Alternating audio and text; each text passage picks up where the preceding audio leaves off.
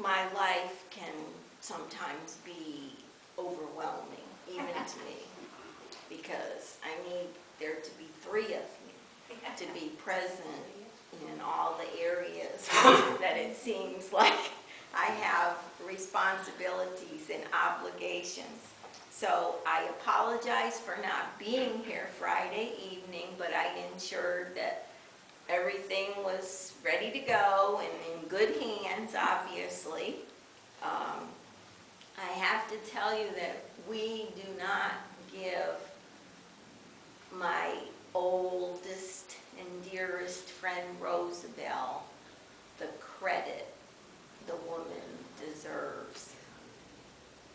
There's not much in this building that does not have her hand in it in some form or another. She is my right hand. I know she's just a text away.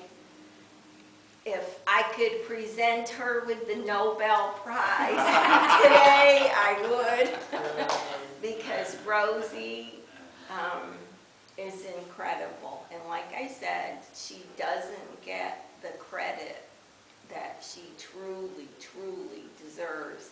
And I want her to know that I don't ever take her for granted. Just knowing, like I said, people like Rosie, like Joe, you know, glass breaking, this happens, that happens. Joe, where are you? Are you anywhere close by? You know, so we have some really fantastic congregation members here. So I wanted to just put that out there before I get going with this, because it tends to kind of get overlooked because you want everything running smoothly. And Joe knows I have like a military mentality, so it's like everything needs to be set up and organized and structured as much as possible, but at the same time have the adaptability and flexibility to adapt, overcome, you know, the whole bit. And things like that happen sometimes, and we roll with it. So I just wanted to thank everybody that's been involved. Chris, all these people that just jump in, mediums, you know, Annette, all the people that do so much for this church. And you guys, when I saw Jan, I wasn't disappointed to see Jan, but I thought, uh-oh, the guys are still sick? Like, uh-oh, you know, kind of thing. So we're very blessed here. And obviously we have once more escaped nature's wrath. When I pulled into the neighborhood, I was like, please let there not be half a roof on the church. Please let there not be a whole side fence down. That fence, you know, the whole thing is like, whew. So yeah, we do a lot of praying here as well. So, everyone, I know it's the holidays. There's several different holidays going on, coming up, we're in the middle of. There's a lot. You look around and, you know, we've got a little bit of everything, kind of like a smorgasbord. But everyone can still be a child, you know, with the mentality of, you know, Christmas and holidays, Hanukkah, everything going on. And everybody can celebrate something. Everybody can make a holiday wish list. And everyone can gather around to decorate a tree. There's no religious, you know, signification of this tree. It's just something, you know, that came about over the years, and it was wonderful. Even poor people could haul a tree in the house or whatever, and, you know, put popcorn on it or whatever they wanted to do and gather around to decorate the tree. That was like a family gathering, an event. And everybody can watch for Santa's helpers, like Joe, Rosie, Annette, and Chris. They're Santa's helpers, darting in and out as good elves should. And they tell Santa Claus if we've been naughty. And they let Santa Claus know if we've been good. Everyone can wonder at a snowfall. Have most people here seen snow? You know, I know there's a minute possibility that you haven't been north of Florida or whatever, but everyone can wonder at a snowfall, blanketing the hills in winter white, and enjoy the spirit of the season. Can everyone remember going outside after it snowed and just looking, and it's untouched? There's not even footprints. You might see some paw prints here and there, a little bit of yellow snow. Watch out where the huskies go. Don't drink that yellow snow. But, you know, we appreciate it. You just look out as far as you can see and just see white. Almost like when you go to the beach and you look out on the ocean and you think, wow, if I just follow this path straight across, where will I end up? So, enjoy the spirit of the season, or the moon glow on a silent night. Everyone can know the special magic of waiting for Saint Nick on Christmas Eve. So everyone can be a child at Christmas. Even if you never believed in Christmas, there's always that small chance. All we have to do is just believe.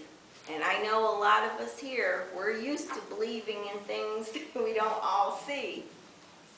So I'm sure this will come as a great shock to you, but Christmas is probably one of the most favorite holidays celebrated all over the world. It's the one time of year when everyone can completely indulge their decorating instincts and let loose with all of their knickknacks and collectibles to create a haven of holiday spirit. Every decoration and ornament usually has a story, and stories are what make Christmas so special to people. Every year, as we go about making the house look as magical as we can, we reconnect to our past in a direct, intimate way. When we hold an ornament, we are touching the past. We also reconnect through our traditions and rituals, the music that we play, the songs we sing, the stories that we read and tell. And as we live each moment of the new season, we are creating new stories and traditions for the next generation. I know we all do that. Some of us have grandchildren. I know most of you have met a couple of mine, and Alana tolerates me most of the time. Probably thinks, oh my God, this crazy old woman. You know, she avoids me as much as she can. You know how teenagers are. She hides in her cave, and when I tap on the door to enter, she just looks at me like, what do you want of me now, old woman? I sometimes think, though, we expect too much of Christmas and the holidays this time of the year. We try to crowd into it all kinds of kindliness and humanity that maybe we don't all show all throughout the year. So as for me, I like to take my holidays a little at a time all through the year.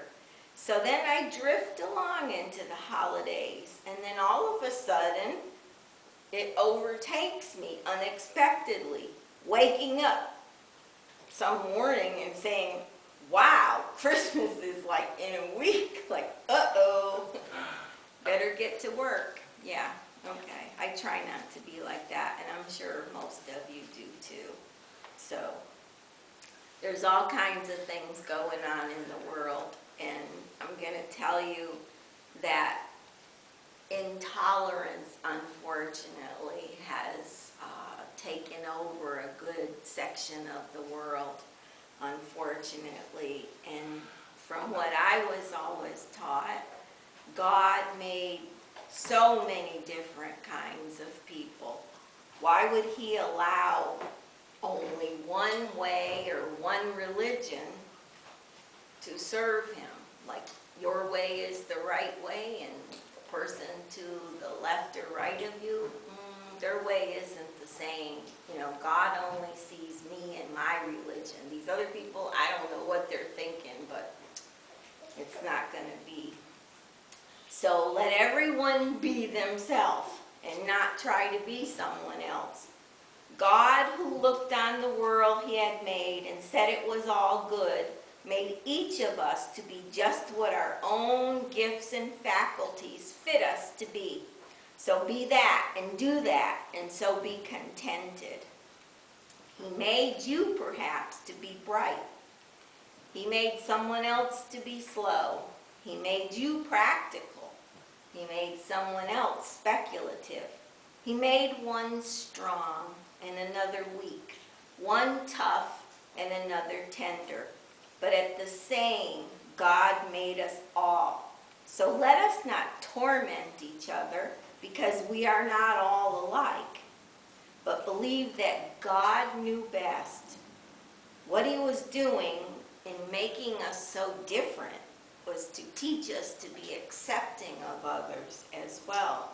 So will the best harmony come out and the best affection out of differences, the best lives out of struggle, and the best work will be done when each does his own work and lets everyone else do and be what God made him to be.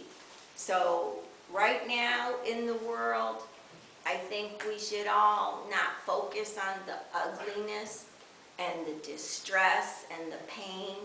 I know it's there. I'm not saying overlook it and just, put blinders on, but accept that God knew, infinite intelligence knew what it was doing. Okay? There's a reason why we're all different. And then at the same time, it really impresses upon us when we can all be open and accepting of each other and get along with each other as well. So even though we don't technically, as spiritualists, have the same belief as others, Christians, and this time of year, like I said, we have other things. We have a Hindu holiday, we have the Jewish holiday. There's so much going on in the world right now. So I think if we just focused more on being open and accepting of others, we'd probably all get along a whole lot better, and there'd be less pain and misery and killing throughout the world. So even though I had to step in for Joy, I'm sure Joy's going to have a wonderful message next weekend, which is Christmas Eve, and we will be here having a service as well. I wanted everyone to know also that this is a very delicate, sensitive time of the year for many. Many are grieving the past few months. They've had a loss of several different types of things, not just a loss of a person. It could be a loss of a job, a loss of a friend, a loss of a pet. It could be a loss of a relationship. So the holidays bring with it a different kind of struggle for people that are grieving a type of loss. It's not easy. I have a client that lost his wife a few months ago, and I was at his home this week, and I noticed, as I went through the home, he's letting go little by little, and everybody, goes through that process of grieving of a loss of a spouse or partner eventually, unfortunately, because that's part of life. And I notice every time I go to his home, there's less and less visible of the spouse. There's still a very large picture that was used at the celebration of life, which, you know, they usually do a big blow-up picture of somebody or whatever. But there's less, like the closets are now empty. The ladies' closets are empty. So I sat with him and talked with him and just listened to him, you know, go through all of the steps that he's taken. It's been, and for each person, obviously, you know, grieves in their own personal way. But he asked me, you know, to come with him, and he had a very large hall closet, and he opened the closet, and he said, I would like to donate these things. And it was a very huge supply of ladies' feminine hygiene products, put it that way. And I said, okay. He said, can you find a home for these? And I said, well, of course, you know, I have sources, you know, the Women's Shelter and Life Point Ministries in Titusville that takes all donations I bring from here. So my customers do the same thing. So I got 2 big black trash bags. That's how many there were of all different type things. And, you know, we bagged them and put them out in my car. And, you know, he helped me carry the things out to my car, and, you know, he just stood there like, almost like, do I really want to do this? Like, he was still hesitant about purging these things from his home, almost like you feel disloyal, or, you know, like you're getting rid of somebody. You're not, obviously, it's just material things. So, you know, he stood there and finally went back in the house, and I could tell, you know, that was, it was hard. It was hard for him. So I took the items and I did sort them to donate. And I had a couple of bags left over of products that I actually have another client that's 90 years old that I knew probably could use these things. So I worked yesterday, and I knocked on her door, and I brought a bag to the door. And I came in her home, and I said, you know, could you use these? And she said, did you bring those in from the door? And I said, no, I brought them from my car. And she said, I'm actually waiting on a Walmart delivery for those. She says, I'm completely out of those. And she thought I had just carried in the order, and I said no, and I have another large container, you know, to bring in for you. So I'm going to tell you that is like a prime example of how Spirit will work through you. I mean, you know, who knew that? And on a Saturday, I don't usually work Saturday, but I've been so busy, I worked yesterday. And I thought, well, let me see if she needs these before I donate them all away. And she was just, her mouth just dropped open, and she's like, how did, you know, like, how did you know? I didn't know, I just brought them to you to offer them to you. And she was like, I have to call my daughter right now in Virginia and tell her this. She says, I can't believe this. And I just said, Merry Christmas, you know, and left. But to me, those are the things Spirit does, like every day. These random little things that all connect and confirm to me that Spirit will work through you. You don't even know sometimes why you're doing what you're doing, what comes into your mind to do something, you know? And she was sitting there waiting on a delivery, and obviously the guy still wasn't there, you know, but I was, and she was blessed.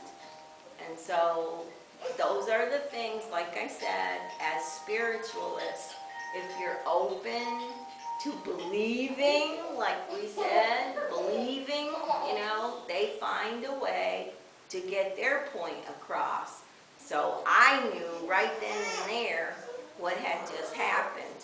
Her, it was kind of like, okay, I got blessed. I don't know how this happened, but I got blessed. Me, I walked out the door and said, you did it again, Spirit. Like, you put me in the right place. And like I always tell you, when I get up in the morning, before I get out of bed, I ask Spirit, bring someone to me that I can help, that I can do something for. So, in ending this, I just want you to know that even the little things you do, you might not even realize Spirit has a big hand in your behavior, your good behavior, of course. So I'm going to not say Merry Christmas, but hey, Merry Christmas, Happy Hanukkah. I'll be at a Hindu home this week celebrating, they're getting ready for big festivities as well. We spiritualists, we want to jump on board and have fun too, so that's why we have all the cookies and cakes and pies, and then everybody will be regretting in January, all the celebrating you did. So happy holidays.